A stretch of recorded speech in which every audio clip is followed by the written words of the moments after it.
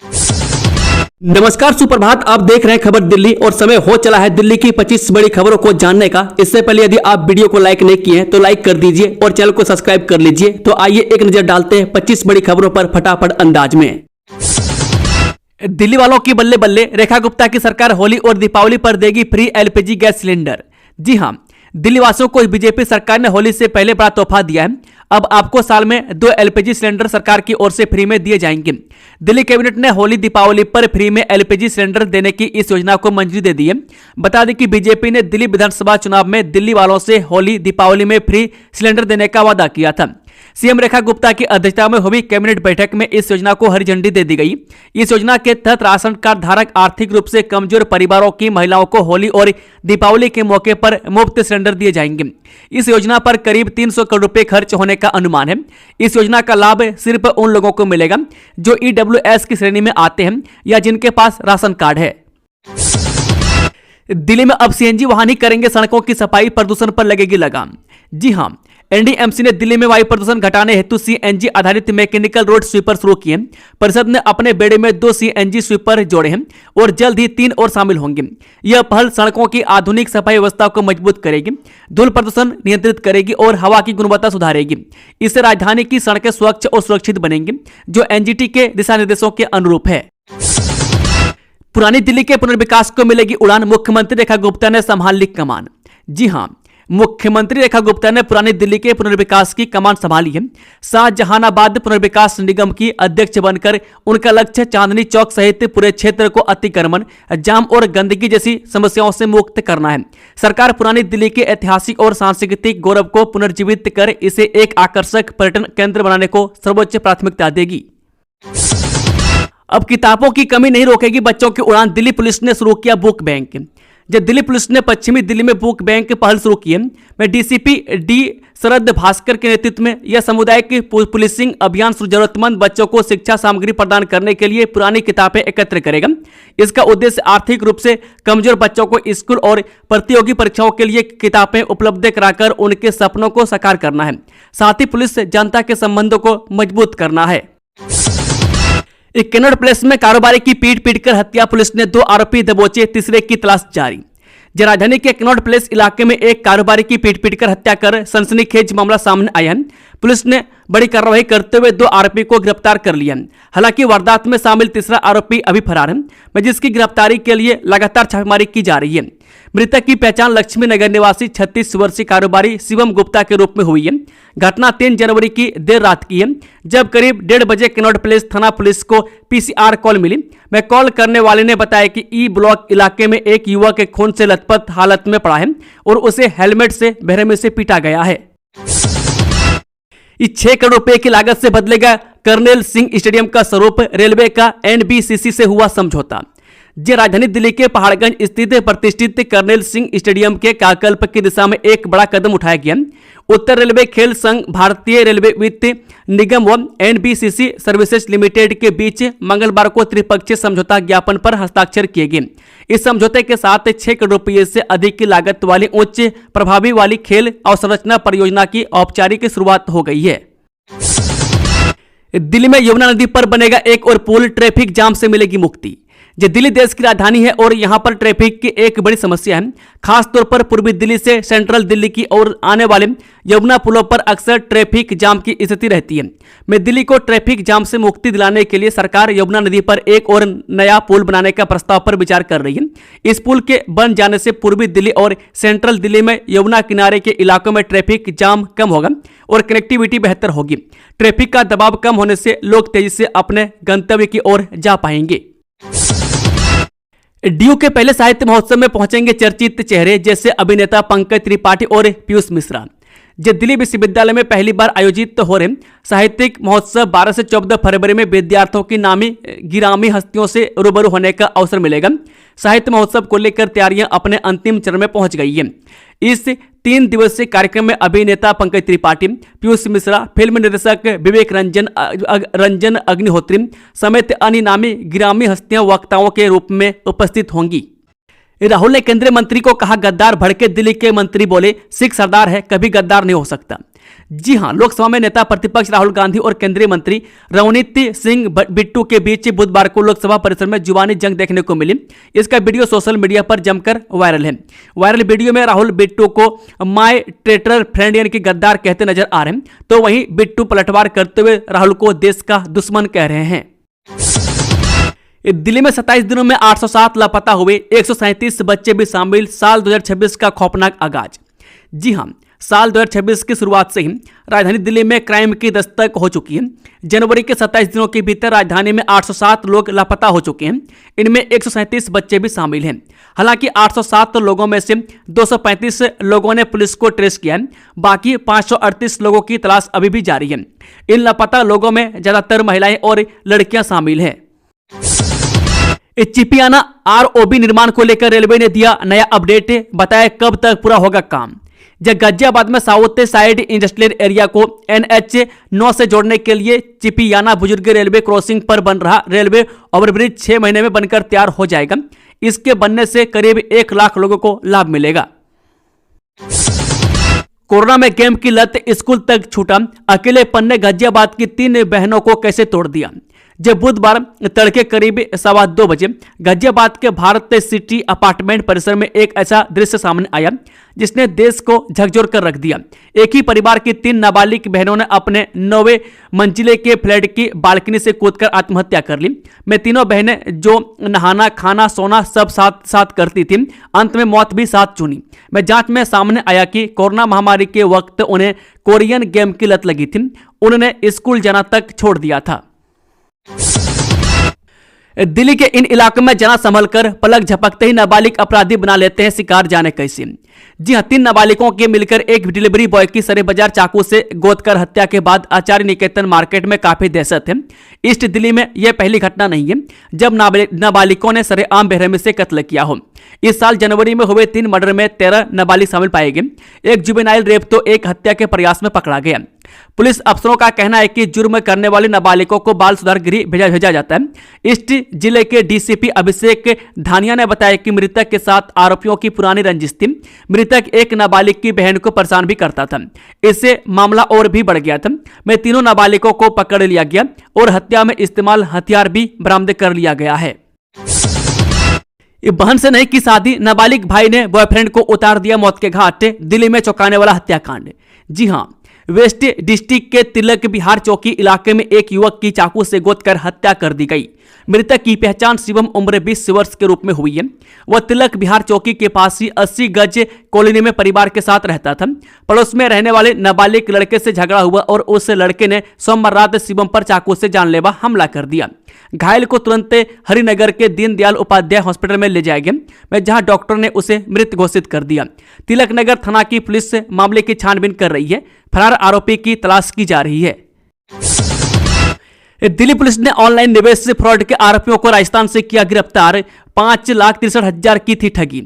जी हां, दिल्ली पुलिस ने ऑनलाइन निवेश के नाम पर ठगी करने वाले 2 शातिर साइबर ठगों को राजस्थान से गिरफ्तार कर एक बड़े साइबर फ्रॉड का खुलासा किया है।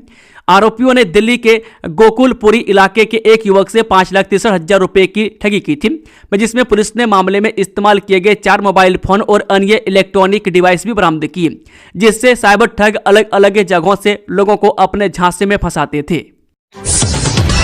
यूजीसी के नए नियमों को लागू करने की मांग। दिल्ली यूनिवर्सिटी में छात्रों का प्रदर्शन तेज, निकाला इक्विटी मार्च।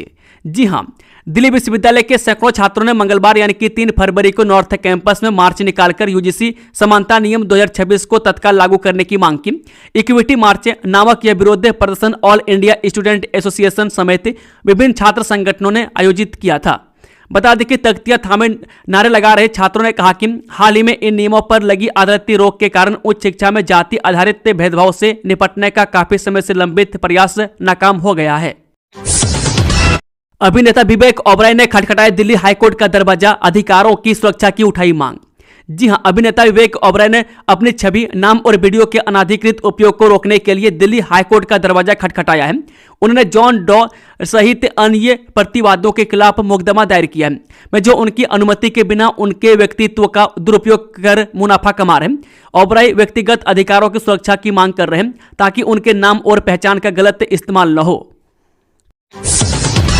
विदेशों में एमबीए में एडमिशन के नाम पर ठगी करने वाले मुंबई से गिरफ्तार 15 लोगों से की थी लाखों की धोखाधड़ी। जी हां, उत्तरी पश्चिमी दिल्ली पुलिस ने मुंबई से एक व्यक्ति को गिरफ्तार किया है जो विदेशों में एमबीए और अन्य प्रोफेशनल कोर्स में विशेष कोर्स से एडमिशन दिलाने के नाम पर लाखों की ठगी करता था। आरोपी कुमार गौरव ने फर्जी कंसल्टेंसी के जरिए लगभग 15 छात्रों से 2 से 5 लाख रुपए ऐंठे। पुलिस ने एक डमी कैंडिडेट की मदद से उसे मुंबई के गोरगांव से पकड़ा और दिल्ली लाकर पूछताछ कर रही है। केंद्र और दिल्ली सरकार की परियोजना के लिए जरूरी नहीं होगी प्रशासनिक स्वीकृति, विकास कार्यों में आएगी तेजी। दिल्ली में विकास कार्यों को गति देने के लिए एमसीडी ने बड़ा फैसला लिया। अब केंद्र और दिल्ली सरकार की 5 करोड़ तक की परियोजनाओं के लिए एमसीडी से अलग से प्रशासनिक या खर्च की अनुमति नहीं लेनी होगी। में दिल्ली सरकार की स्वीकृति पर ही टेंडर हो सकेंगे। इससे परियोजनाओं को तेजी से पूरा करने और प्रशासनिक बोझ कम करने में मदद मिलेगी। अधिकारियों की खर्च करने की शक्तियां भी बढ़ाई गई है। दिल्ली स्कूल विधेयक पर आम आदमी पार्टी बीजेपी में तीखी बहस से फीस वृद्धि पर दोनों दलों में आरोप प्रत्यारोप जारी। जी हां, दिल्ली स्कूल शिक्षा विधेयक 2025 को लेकर आम आदमी पार्टी और भाजपा आमने सामने है। आप के सौरभ भारद्वाज ने भाजपा पर निजी स्कूल लॉबी से मिली भगत और फीस वृद्धि का आरोप लगाया। वहीं भाजपा के वीरेंद्र सचदेवा ने पलटवार करते हुए आप की पिछली सरकारों पर फीस नियंत्रण में विफल रहने और निजी स्कूलों को अभिभावकों को लूटने की छूट देने का आरोप लगाया। यह विवाद फीस निर्धारण में पारदर्शिता को लेकर है। बजट सत्र 2026 से जेपी नड्डा ने भारत अमेरिका ट्रेड डील का विरोध करने के लिए विपक्ष की आलोचना की। जी हां, संसद के बजट सत्र के 5वें दिन बुधवार को संसद के दोनों सदनों में राष्ट्रपति के अभिभाषण पर धन्यवाद प्रस्ताव पर चर्चा जारी रहा। विपक्षी सांसदों के हंगामे के चलते लोकसभा की कार्यवाही कई बार स्थगित की गई। यह प्रस्ताव 28 जनवरी को बजट सत्र की शुरुआती के मौके पर दोनों सदनों की संयुक्त बैठक में राष्ट्रपति द्रौपदी मुर्मू के अभिभाषण के जवाब में आया है। बजट सत्र 65 दिनों तक चलेगा, जिसमें 30 से बैठकें होंगी और यह 2 अप्रैल को खत्म होगा। दोनों सदन 13 फरवरी को छुट्टी के लिए स्थगित हो जाएंगे और 9 मार्च को फिर से शुरू होंगे ताकि अस्थायी समितियां विभिन्न मंत्रालयों और विभागों की अनुदान मांगों की जांच कर सके। विकसित भारत 2047 की ओर केंद्रीय भंडार अब इंश्योरेंस और हाउसिंग सेक्टर में करेगा बड़ा धमाका। जी हां, भारत सरकार का केंद्रीय भंडार आम आदमी के लिए एक बड़ी राहत बनकर उभर रहा है। इसे विषय पर केंद्रीय भंडार के मैनेजिंग डायरेक्टर मुकेश कुमार से ईटीवी भारत ने विभाग की कार्यप्रणाली और भविष्य की उन योजनाओं पर विस्तार से चर्चा की, जो सीधे तौर पर देश के नागरिकों के जीवन स्तर को बेहतर बनाने से जुड़ी है। देश में बुजुर्गों की आबादी और इलाज को लेकर मंथन, पूर्व स्वास्थ्य सचिव और एम्स के दिग्गजों ने दिए कई सुझाव। जी हां, भारत की आबादी अप्रत्याशित गति से बुढ़ापे की दहलीज पर पहुंच रही है। इसे देखते हुए विशेषज्ञों ने चेतावनी दी है कि जेरियाट्रिक केयर यानी बुजुर्गों की देखभाल की व्यवस्था अब कुछ बड़े अस्पतालों तक सीमित नहीं रह सकती। इसे एक इंटीग्रेटेड कम्युनिटी बेस्ड सिस्टम में बदलना होगा, जो घर से शुरू होकर जिला स्तर तक पहुंचे। स्वस्थ और गरिमापूर्ण बुढ़ापे को बढ़ावा देने में जेरियाट्रिक केयर की भूमिका विषय पर इलनेस टू वेलनेस कॉन्फ्रेंस में इन चिंताओं पर चर्चा की गई। हज यात्रा 2026 18 अप्रैल को रवाना होगी पहली फ्लाइट। जानिए कब शुरू हो रहे हैं प्रशिक्षण कार्यक्रम। दिल्ली के इंदिरा गांधी इंटरनेशनल एयरपोर्ट से देश के कई राज्यों के हज यात्री हज सफर के लिए रवाना होते हैं। हजारों की संख्या में हज यात्री दिल्ली हज एम्बार्केशन पॉइंट से रवाना होते हैं। ऐसे में दिल्ली प्रदेश हज कमेटी द्वारा 6 महीने पहले ही हज की तैयारी शुरू कर दी जाती है। पवित्र माह रमजान के नजदीक के आते ही हज बेतुल्ला की तैयारियां तेज हो गई है। हाईकोर्ट से राज्यपाल यादव को तगड़ा झटका, नई मोहलत देने से इनकार, चेक बाउंस मामले में सरेंडर करने को कहा। दिल्ली हाईकोर्ट ने बुधवार को बॉलीवुड एक्टर राज्यपाल यादव को झटका देते हुए चेक बाउंस मामले में सरेंडर करने के लिए समय बढ़ाने की उनकी अपील खारिज कर दी। साथ ही कोर्ट ने उन्हें शाम 4 बजे संबंधित जेल अधीक्षक के सामने आत्मसमर्पण करने के लिए कहा। इससे पहले सोमवार को हाईकोर्ट ने इस केस में कई बार दी जा चुकी मोहलत के बाद भी शिकायतकर्ता को रकम चुकाने में नाकाम रहने के बाद यादव को 4 फरवरी को जेल सुपरिटेंडेंट के सामने सरेंडर करने का निर्देश दिया था। चेक बाउंस के इस केस में मई 2024 में राज्यपाल यादव को 6 महीने के साधारण कारावास की सजा सुनाई थी। इस शाहनवाज हुसैन के खिलाफ शिकायत दोबारा शुरू करने से इनकार। कोर्ट ने कहा यह न्यायिक प्रक्रिया का दुरुपयोग है। जी हां, अदालत ने भाजपा नेता सैयद शाहनवाज हुसैन के खिलाफ यौन उत्पीड़न की शिकायत दोबारा शुरू करने की पूनम पांडे की मांग खारिज कर दी। राउज एवेन्यू कोर्ट ने कहा कि पुलिस की क्लोजर रिपोर्ट को पहले ही हाईकोर्ट और सुप्रीम कोर्ट सही ठहरा चुके हैं, इसलिए उसी मामले को फिर से शुरू नहीं किया जा सकता। वह कोर्ट ने इसे न्याय प्रक्रिया का दुरुपयोग बताया। दिल्ली में अवैध फैक्ट्रियों पर निगम का शिकंजा, मुस्तफाबाद मौजपुर में 7 सील। जी दिल्ली नगर निगम के शाहदरा उत्तरी जोन ने मुस्तफाबाद, दयालपुर, नेहरू बिहार और मौजपुर में 7 अवैध फैक्ट्रियों को सील किया है। यह कार्रवाई अवैध और प्रदूषण फैलाने वाली इकाइयों के खिलाफ चल रहे अभियान का हिस्सा है। निगम उपायुक्त अभिषेक मिश्रा ने बताया कि दिल्ली में प्रदूषण नियंत्रण के लिए यह अभियान जारी रहेगा। हालांकि कुछ स्थानों पर टीम को विरोध का सामना करना पड़ा। दिल्ली के पुराने फुट ओवर ब्रिज बदहाल, नए FOB को मिली मंजूरी, पैदल यात्रियों की सुरक्षा पर सवाल। जो दिल्ली सरकार नए फुट ओवर ब्रिज को मंजूरी दे रही है, लेकिन मौजूदा लगभग 100 FOB और सबवे की खराब हालत पर ध्यान नहीं दे रही है। रखरखाव की कमी के कारण लिफ्ट और एस्केलेटर भी खराब है, जिससे लोग इनका उपयोग नहीं करते। इससे पैदल यात्रियों की सड़क दुर्घटनाओं में वृद्धि हुई है। विशेषज्ञ बेहतर रखरखाव और नए FOB की आवश्यकता पर जोर देते हैं। दिल्ली के विधायकों की निजी अस्पताल में जांच पर कांग्रेस का हमला, स्वास्थ्य व्यवस्था पर सवाल। जी हां, कांग्रेस अध्यक्ष देवेंद्र यादव ने विधायकों की निजी अस्पताल में स्वास्थ्य जांच पर भाजपा सरकार को घेरा। उन्होंने जनता के पैसे के दुरुपयोग और सरकारी अस्पतालों में आम आदमी की दुर्दशा पर सवाल उठाए। यादव ने कहा कि दिल्ली की स्वास्थ्य व्यवस्था ध्वस्त है, जहां गरीबों को इलाज नहीं मिल रहा है और निजी अस्पताल सरकारी योजनाओं से कतरा रहे हैं, जिसका कारण सरकार द्वारा समय पर भुगतान न करना है। किराड़ी के सर्वोदय स्कूलों तक कीचड़ भरा रास्ता, झुंझुनने को मजबूर हजारों विद्यार्थी, जिम्मेदार नहीं ले रहे सूद। जी हां, किराड़ी के निठारी गांव स्थित 3 सर्वोदय स्कूलों के लगभग 12,000 छात्र छात्राएं पिछले 3 साल से गंदे पानी और कीचड़ भरे रास्ते से स्कूल जाने को मजबूर हैं। मानसून के दौरान समस्या गंभीर हो जाती है और पिछले 1 महीने से स्थिति बदतर है। ग्रामीणों ने उपराज्यपाल, मुख्यमंत्री और शिक्षा निदेशालय को 50 से अधिक शिकायतें भेजी हैं, लेकिन कोई समाधान नहीं निकला। इससे बच्चों के गिरने और चोट लगने का खतरा बना हुआ है, जिससे अभिभावकों और स्थानीय लोगों में आक्रोश है। दोस्तों, खबरों का सिलसिला समाप्त होता है। अगर जानकारी पसंद आई हो तो वीडियो को लाइक, शेयर, चैनल को सब्सक्राइब जरूर कर ले। Thank you, all the best. जी हिंद, जय हिंद, जय भारत, वंदे मातरम।